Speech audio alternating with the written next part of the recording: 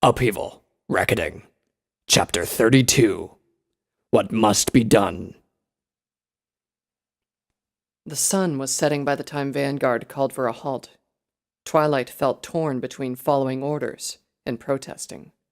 Her body desperately wanted to protest. She was exhausted and aching all over. Her mind wanted to press on until they found Rainbow. That fool. Her worry and anger mixed into an unpleasant cloud above her. The mission should have been over. Instead, they were trekking across Equestria, saddled with the impossible job of trying to keep up with the fastest flyers they had ever known. Those two might make it all the way to the southern barrier land at the speed they were going. They escaped one Offidite, but they might end up surrounded by an army of the things. Stupid, stupid Rainbow. We have so many things to take care of besides this. Applejack walked beside Twilight and looked at her worriedly. You okay, Twi? Twilight nodded. Applejack also looked tired, but not as much as she was. That was mortifying, considering that Applejack was walking around and barding. It's the conditioning, she reminded herself. She's used to hard work, and to that barding. Ahead, Vanguard nodded towards a stand of trees. We'll set up camp for tonight. As they continued south, the rolling terrain of Macintosh Hills had given way to a flatter, more forested region. Twilight had never been this far south of Canterlot. They had the San Palomino Desert to the west and the Badlands to the east. She was thankful that they didn't have to trek through all that dryness, but that was a small comfort. The ground was rugged and uneven, with bushes scattered all around.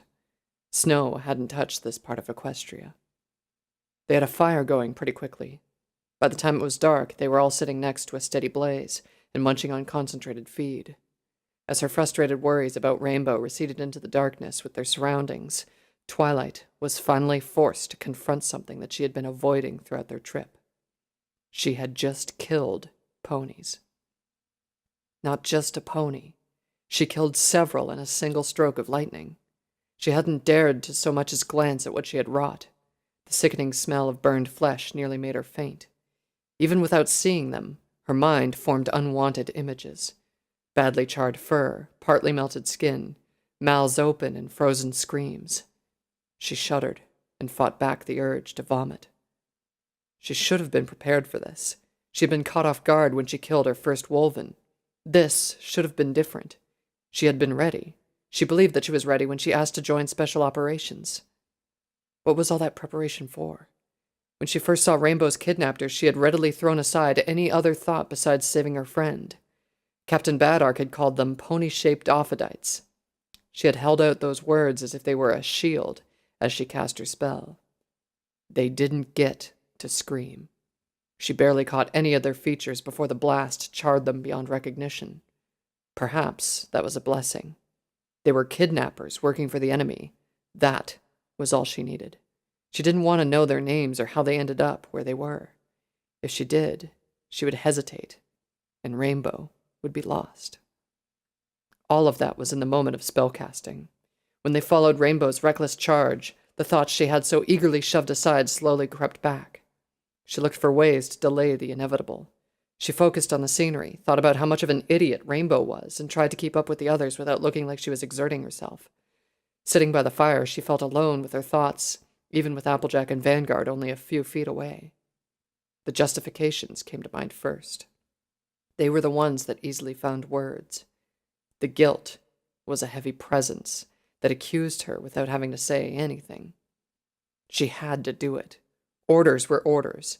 What was she supposed to have done? Argue with Vanguard and give Rainbow's captors time to react? She would have given that jerk, Badark, another reason to cast doubts on her. "I say 3rd Squad should lead the attack on this one," Badark said. The rest of his squad had already taken their seats in the briefing room. Any particular reason why, Badark? Vanguard asked. "It's a perfect opportunity to cut your new squad's teeth. It's also their friend, and one of your squad mates on the line here." Badark's stare was hard and challenging. "I'd really like to see what 3rd Squad can do with its chosen members. After all, the youngest captain in Special Operations must have picked them because they made the cut, not because they're pretty, or they asked nicely, or because they have a lot of clout in the Heartland." Twilight bristled and was about to say something, but Applejack held her down with a hoof to her shoulder. Twilight's hesitation would have only given Badark more reasons to cast his doubts. Vanguard had taken a big risk in letting her join his squad. She couldn't afford making him look like a fool for agreeing to her request. Even if... Like a pair of hooves pressing tightly against her throat, the guilt silenced her reasons. None could stand before the fact that she had killed those ponies. She squirmed in place, then looked to the two who shared the fire with her. This was far from the first time Vanguard had killed a pony. Indeed, the first time she had encountered him, he was on a mission to do just that. As for Applejack didn't seem bothered. She sat next to Vanguard like a perfect soldier while Twilight squirmed and wrestled with her conscience. It wasn't fair. Rainbow had done her share of killing too, as did Rarity. In fact, both of them killed a pony inside Clover's refuge. They didn't struggle like this. Was she really so weak? A miserable little chosen who balked each time she had to protect Equestria. Pyre's image loomed across her thoughts. Her scorching presence sent even the oppressive guilt quailing. Twilight remembered that fierce gaze and the bruising grip of those hooves. Most of all, Twilight remembered the angry, mocking tone Pyre used to hurl her final words. Protect Equestria. She was doing that. She had always been doing that. Yet, Pyre challenged her as if she had only come upon the idea recently. She matched Pyre's angry glare with one of her own. I will protect Equestria. You nag. I don't need you to tell me, she thought. The image of the dead ponies threatened to emerge again, but she used her growing anger to shove the thought aside. She refused to be smothered by this guilt. She will protect Equestria. No matter the cost, and no matter who pays it. Twilight balked at those words. Surely there had to be a limit. Pyre had gone too far. Too many lives had been sacrificed to break the barrier. It shouldn't have cost that much. But there was sense in Pyre's words. Not only that, they were the ones that offered respite from the guilt. Put it above yourself and whatever small, pathetic personal goals you might have. Twilight stared at Applejack again. Small, pathetic, personal goals. Trying to keep up, worrying about Applejack's affections towards Vanguard. Was that what it meant to have small, pathetic, personal goals? Were they hindering her as Pyre accused them of being? Applejack suddenly flinched, then stared right back. For Applejack, a certain sense of monotony helped dull the ache of what she had just done. As they walked across Equestria to catch up to Rainbow, she simply let all her thoughts glaze over and put one hoof in front of the other. The rhythm settled in, just as it would back in Sweet Apple Acres. Buck the tree, collect the apples. Haul the baskets away. Simple, demanding work that left her muscles aching by the end of the day. As the sun set, she would look forward to getting a nice long bath and lying on her bed with that satisfied feeling of another day's work completed. When Vanguard called for a halt, she was panting and sweating. This was the first time she had to travel so far in her barding. There was comfort in her fatigue, though. One way to look at it, she had done a good day's work. Rainbow was still out there with Scarlet, but it was better than being taken away by an evil snake to a life of slavery. She helped gather the wood, then stood back as Twilight blasted a blaze into being. The sight of the fire bursting from Twilight's horn brought Applejack back to those moments. The enchanted chain was still coiled around her neck, and it felt especially cold against her coat. Lassoing had always been a sport to her, fancy tricks to impress the other ponies, win ribbons at the rodeo, and to catch some critter. That all changed in those moments. She had felt the pony's neck snap through the chain. It was as if the sound traveled through the links and made its way to her mouth. She had nearly dropped it in her surprise. The chain was Apple Slice's weapon. The one bad apple was no farmer. He wasn't a regular in rodeos either. This thing had never seen any other use than herding and killing. How many enemies of Equestria did Apple Slice kill with this thing? How many was she going to add to its count? Am I going to be the other bad apple? Or something? She thought. Applejack looked up again and found Twilight staring at her so intensely that she flinched. What's that look for? She asked silently. Was it scorn? How much of her thoughts did her face show? Twilight probably saw right through her. Twilight killed several ponies with a single spell and insisted on joining special operations. Compared to that determination, Applejack's doubts must come off as weakness. The two of you listen. Vanguard said. Applejack shook her head and paid attention. Twilight did the same. I'll take the first watch. Get some sleep. The both of you will take the second watch afterwards. Shouldn't we divide the watches into 3?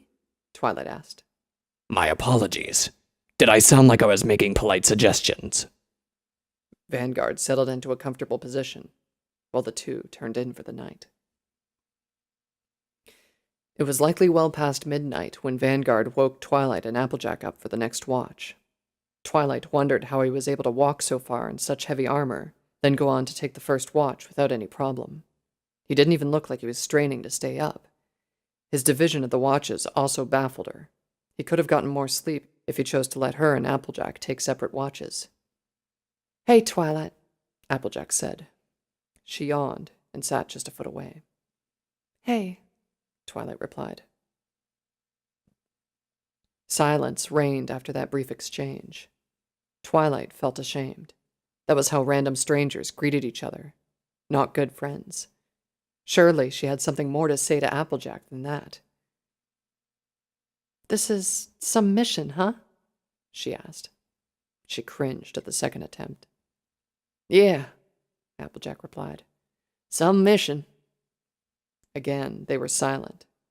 Dawn was creeping up on them, and all they had to fill the time was the gentle crackling of the fire. Twilight looked to Vanguard. He had his back turned to them. How could he sleep in that suit of his without chafing or waking up stiff was beyond her. "Twilight." Twilight turned her attention back to Applejack. "Yes?" Applejack leaned forward. "How do you do it?" "Do what?" Twilight looked at Applejack in confusion. "You know," Applejack dragged a front hoof against the ground. "Burning through those ponies just like that, then marching on like it was nothing. I don't know if I could be strong like that." "What?" Twilight stared at Applejack, a hint of indignation creeping up on her for a moment. When it was clear that Applejack wasn't making fun of her, she lowered her voice. "It's not like that at all. I thought you were the one who snapped that pony's neck and marched on without any worries." Applejack's eyes widened. "Without any... You mean, but..." Silence again. This time, it wasn't the empty silence of being unable to voice anything out. Understanding filled the void, one that didn't require words. "I thought I'd be stronger by now," Twilight said softly. She breathed a bit easier now. She tossed a twig into the fire. "Strong enough to do what has to be done without flinching so much." "I don't think it has anything to do with being strong," Applejack replied. "If it does, I don't think I want to be that kind of strong." "No matter the cost." Twilight let the orange-red glare fill her vision. The blaze reminded her of the burning carnage Pyre Valor left of the Woven Camp during her first encounter, of her first fireball, and their fight on that rooftop. Pyre Valor was that kind of strong. It was a strength that she needed, especially now against Black Rose. She had listened to Rarity's story about Lion Court, and it confirmed what she had feared even back in Bastion City. Ponies served Black Rose. To fight that false alicorn, she would have to fight those ponies. "It's not a matter of us wanting to or not," she said. Applejack stretched out her forelegs and rested her head on them. "It just ain't right," she said. "How's killing other ponies supposed to be for the good of Equestria?" Twilight's expression hardened. Her relief dissipated like droplets of water before this fire. She would have felt the same some time ago, but they were fighting for so much here. They needed this sort of strength. Applejack had achieved so much already, hearing the Queen's voice, receiving that strange shield, that magical chain, and a promotion. Hearing her talk like this was infuriating, and the fury lessened the ache from her guilt. "Then why did you join up with Special Operations?" she asked. "What did you think we were going to be doing?" Applejack looked like Twilight had lunged at her with a weapon. Well, it was because..." Twilight's eyes narrowed. It's not just because Vanguard asked you, is it? Applejack looked away. That was a guilty enough expression. That's just one reason, Applejack murmured. She stared at some faraway point and repeatedly glanced back to Twilight. The words came so swiftly that Twilight almost didn't even notice that her lips were already moving. That's pathetic. The hurt look on Applejack's face was swiftly followed by an angry, defensive glare. Oh, yeah? She asked, her voice rising. What's your reason? To protect Equestria. Well, I want to protect Equestria too. That doesn't mean that should be the only reason. The first rays of dawn began to emerge, but the two of them greeted it wordlessly. It was a sullen Applejack who went over to wake a vanguard. Twilight's chest tightened. She had gone too far, and she didn't even know why. Where were these sudden bursts of anger towards Applejack coming from? She had to put that aside for now. With the new day's arrival, the hunt for Rainbow was back on. Rainbow opened her eyes to the sight of a dying campfire. She stared at the blurry image for a while, unsure of whether she was dreaming or not.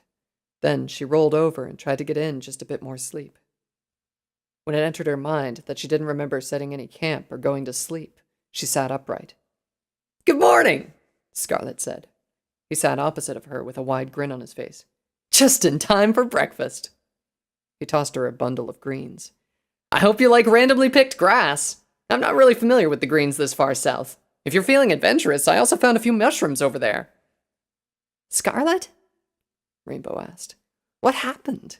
Why was I asleep? She looked around her. They were still in the woods they had crashed into. Scarlet chuckled. Don't remember, huh? It was pretty hilarious. You were standing there all heroically saying that we should go. Then you took your first step and you plopped right on your snout. Before Rainbow could make an annoyed reply, he fell into a somber mood. Well, now that you're up, I'm off. Rainbow blinked at the sudden change in Scarlet's tone. Wait, what? What do you mean you're off? Where are you going? Off to kill Hasith. Where else? Scarlet replied. He took one more step before Rainbow was already standing in front of him. No, Rainbow said. I've talked to you about this the last time, didn't I? You don't have to do this. Scarlet didn't look fazed. Maybe I don't have to, but I sure would like to before I die. Die? The word left Rainbow perplexed. She took a step back. When Scarlet was about to take flight, she stood right in front of him again. Why would you die? She asked. The captain's gonna kill me, Scarlet said. By now, I'm sure he knows about me trying to race you against his orders. Even if he doesn't, he's going to find out. He looked far away for a moment, seeing something that Rainbow couldn't see. I hope he just cuts off my head or something. I'm not too keen on hanging. It takes too long, and you have all these ponies staring. The captain? Rainbow asked. Vanguard? There's no way Vanguard would kill you. You're his squad mate. Oh, he will. He said so. When the captain says he'll do something, he's going to do it. He's awesome that way. The admiration in Scarlet's tone faded. But I don't like that I'm going to die while Hasith's alive, he growled. I'm going to kill that snake bastard first, then go back to let the captain do his job.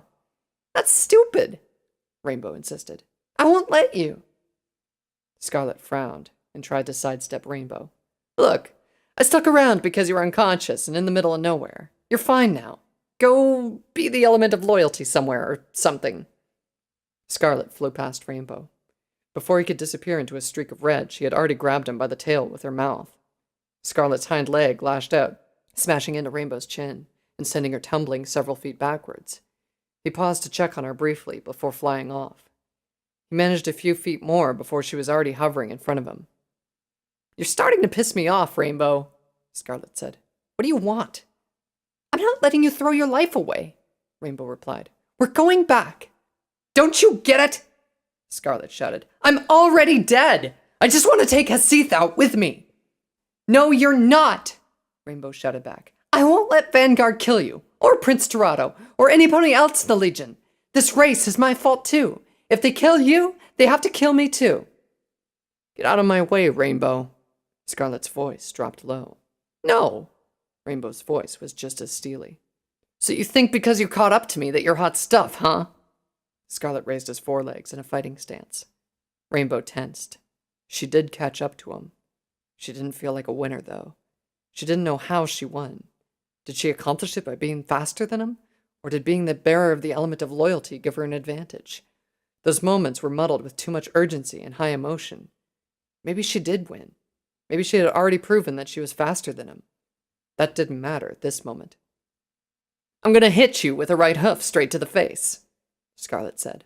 No tricks, just an onward rush and a straight right hoof to the face. Rainbow raised her forelegs. A straight right hoof to the face should be easy enough to block. She had only seen Scarlet fight with a crossbow, and he could be a crafty hoof-to-hoof fighter, but there was sincerity in his words. Are you ready? Scarlet asked. A second passed, and he started to move. Rainbow didn't know what happened between that second and the part when she was flying from a straight right hoof to the face. It appeared as if she had blinked, and he had struck her. But did she blink? Or was that brief darkness already his hoof closing in on her face? She struck the muddy ground, rolling past grass and loose stones before slamming back first into a tree. Sorry about that, Scarlet called out. You were being really stubborn. Rainbow was on her hooves at once. Her vision was blurry and spinning, but she flapped her wings. She instinctively flew towards Scarlet's voice. Again, she was hovering in front of Scarlet before he could fly anywhere. The look of utter surprise in his face nearly made it worth getting smashed by his hooves.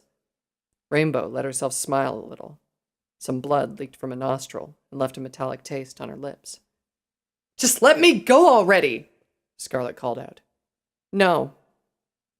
Scarlet raised a hoof as if to strike again. I'll knock your brains out, he snarled. I'll break your wings so you can't follow me. No. His forelegs shook, and his teeth ground so hard that Rainbow could have sworn she heard them from where she was. Finally, he relaxed. Why not? Rainbow's smile widened slightly. I don't like losing, she said. That includes friends.